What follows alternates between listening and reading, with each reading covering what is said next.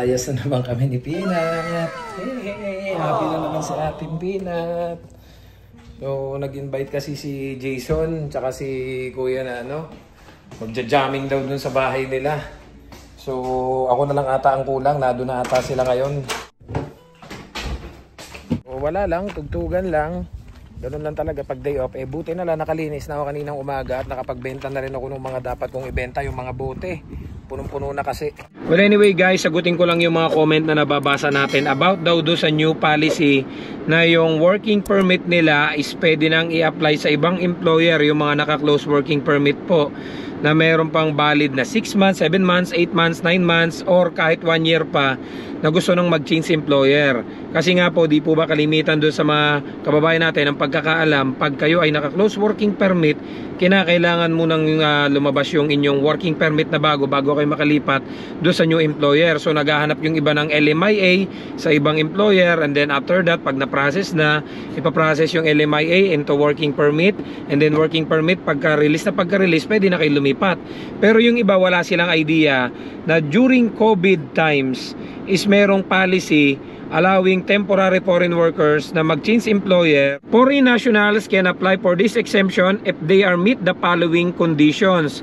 They are in Canada with a valid temporary resident status, including maintained status, have submitted an application for work permit extension, were authorized to work in Canada when they submitted their application, and intend to work for a new employer and or occupation specified on job offer. So matagal na po itong policy ito. Bali in-extend lang ngayong May 27. So yung mga close working permit, pwede na po kayong lumipat ng employer at makapag-start na kagad na magtrabaho. Marami nagsasabi na good news kasi hindi nyo na kailangang antayin lumabas yung resulta ng working permit para makapagtrabaho.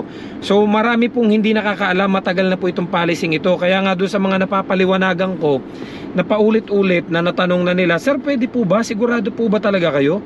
Close working permit po ako, lilipat ako ng employer. Hindi po ba kailangan lumabas muna yung working permit bago ako makapagtrabaho? Na-explain ko na po ito before. Kailangan nyo ng letter from IRCC allowing you 10 to 15 days lang po yun.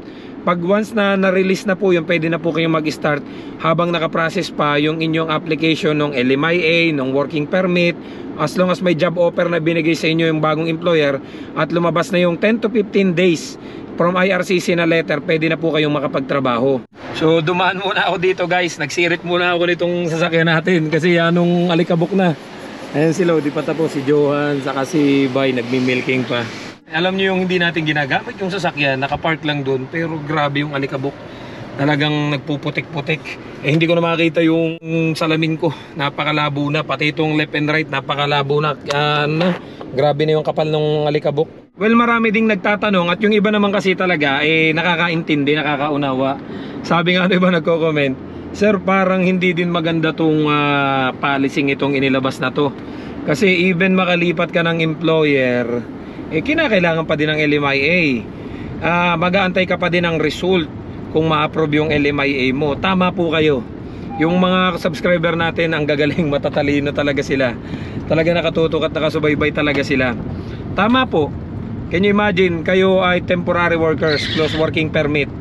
And then, yun nga, may nag-offer sa inyo na employer na, o sige, mag-i-issue ako ng LMIA sa'yo. Kagaya na lang dito sa amin ha. Yun nabanggit ko nga nung isang vlog natin. Mag-i-issue nga ng LMIA. And then pwede ka na kagad mag-start magtrabaho gamit yung policy yan na in-extend nung May 27, 2025. Pero nag-start pa yan is nung mga panahon ng COVID na kahit na kay close working permit, dilipat kayo ng ibang employer habang ipinaprocess pa yung inyong working permit, pwede na po kayo magtrabaho. Ang tanong, nakalipat ka na, nagtatrabaho ka na, yung guaranteed na ma-approve yung inyong LMIA. Hindi po ba nga nakaraan na video na banggit ko nga sa inyo, napakarami po dito na yung mga kababayan natin nare-refuse yung kanilang mga LMIA. Nabanggit ko na po yan sa inyo nung mga nakaraan pa. And then ang nangyari, nagtatrabaho na sila doon sa kanilang nilipatan, na out of status na sila. So para sa akin lang po, personal kong opinion to. Kaya kung maghahanap kayo ng malilipatan, just make sure yung mahanap nyo is may ready ng LMIA yung employer. Hindi yung i-a-apply pa lang. Kasi kung i-a-apply pa lang, let's say ang inyong working permit is 3 months, 4 months, 5 months, or let's say 8 months below, and then mag-aantay pa kayo ng result ng LMIA application yung employer ninyong nilipatan, okay, nagtatrabaho na kayo.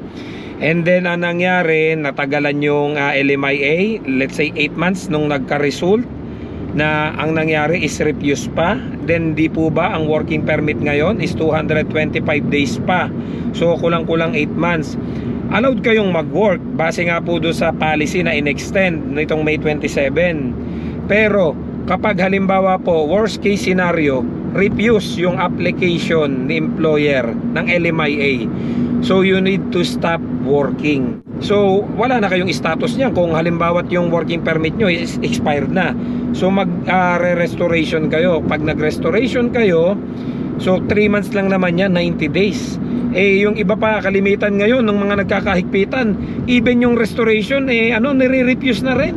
Grabe talaga ngayon ang mga nangyayari sa immigration ngayon. Kaya nga ina-advise ko yung ibang mga kababayan natin na kung landed dito ay temporary workers at low wage.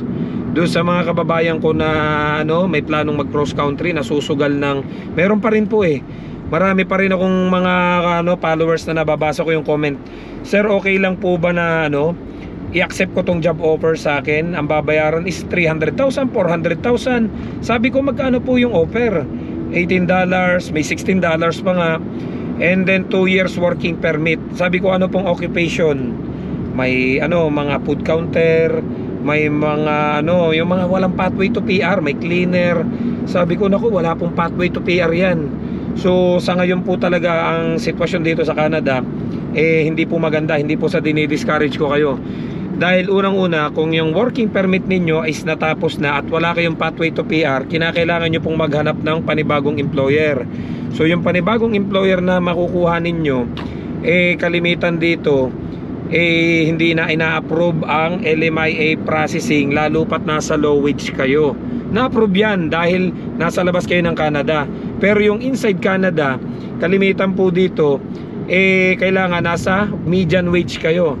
For example, dito sa British Columbia, kailangan yung ipapasahod sa inyo is nasa $34 pataas.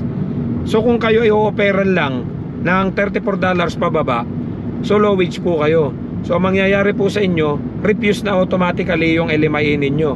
So after ng 2 years working permit ninyo at wala kayong nahanap na employer na above 34 dito sa British Columbia, iba't ibang province po, iba't ibang median wage, iba't iba ng salary.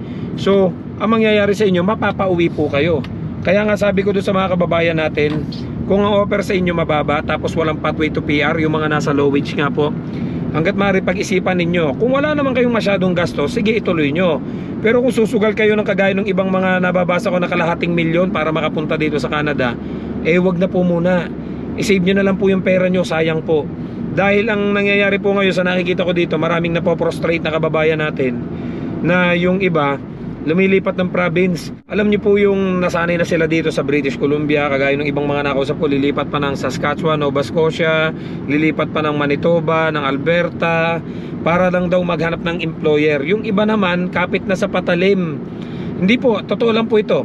Yung iba kapit na sa patalim, yung iba pumapatol na, nag-aasawa na, kahit may asawa sa Pilipinas, nag-aasawa na ng PR. Totoo po yan, nangyayari po yan. Yung iba po, may mga nababasa pa ako dito, I don't know kung totoo ito sa group, may mga nababasa ako na sabi nung ibang mga student, yung iba daw, para makasurvive, yung pangrenta ng bahay nila, katawan na yung ibinabayad. May nabasa po ako niyan sa isang group, hindi ko na lang iaano dito, kasi medyo maselan yung usapin na yan. And then may mga iba naman na kababayan natin na nakikipag-deal sa employer na, sir, ang ilagay mo sa salary offer ko is 34 pataas, and then yung kalahati ng salary ibabalik ko po sa iyo. So mangyayari, nakadeclare sa salary mo 34 pataas, para lang ma-hire ka nila at ma-approve yung LMIA. Pero ang ending, pag na-withdraw mo na yung sahod mo, yung kalahati ibabalik mo sa employer mo. So marami pa po, sobrang dami pa. Yung iba talaga dito, desperado na yung mga kababayan natin dahil ayaw nilang mapauwi ng Pilipinas. Gusto pa rin nilang mag-stay dito sa Canada. Sabi ko nga po sa inyo, kung hindi para sa inyo, wag nyo nang pilitin. Dahil sabi ko nga sa inyo, mas maganda yung plano sa inyo ni Lord. Mahirap po kapag pinipilit nyo dahil lalo kayo nahihirapan. Yung iba lalong nalulubog sa utang.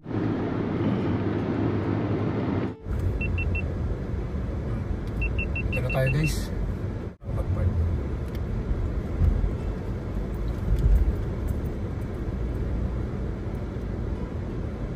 So dito na kami guys ni Peanut. Dinala ko lang siya dito para makapaglaro na rin kasi may mga kalaro siya dito. And at the same time magja-jamming kami ni na Francis, ni na Jason para alam mo yung pampa-release ng stress kasi ano, alam niyo yung paghilig natin yung tugtugan. Yan, dala ko yung gitara sa likod, ayan, tsaka yung speaker. So kahit paano nakakawala ng stress, pagod sa buong linggong pagtatrabaho natin. So in-advise ko lang kayo guys para kahit paano may idea kayo na wag padalos-dalos, pag-isipan nyo mabuti. Baka mamaya lilipat kayo ng employer tapos mangyari refuse pala yung LMIA. So pag-isipan nyo muna mabuti. As much as possible, maganda malipatan yung may ready ng LMIA para hindi sa huli magsisi kayo, ma-out of status kayo. Kasi nga po sabi ko nga sa inyo, marami po sa ngayon ang nare-refuse ang LMIA, even mga sa katulad ko na nasa agricultural. Dahil yung kasama namin ngayon, nag-aantay pa rin ng kanyang renewal, nag-aantay siya ng LMIA niya. So kung sakaling tatagilid, try niyang makahanap sa iba. Can you imagine, nakailang renew na yung kasama namin dito. Pero sa ngayon, hindi guaranteed kung yung LMIA even dito sa amin is ma-approve. Dahil kaliwat kanan ng mga farm, na mga nadito lang din sa Abbotsford ay nare-refuse. Nagtatanong nga sa akin kung pwedeng lumipat sa amin. So sabi ko, saan ka ba? Dito lang din ako sa Abbotsford pero agricultural na-refuse. Kaya nga medyo hindi na guaranteed po. Unlike before na pag agricultural ka, matik na approve yung LMIA. So see you guys sa next vlog. Don't forget to subscribe, like, and share this video para kahit paano updated kayo sa buhay namin dito sa Canada. I love you all. God bless. Bye-bye.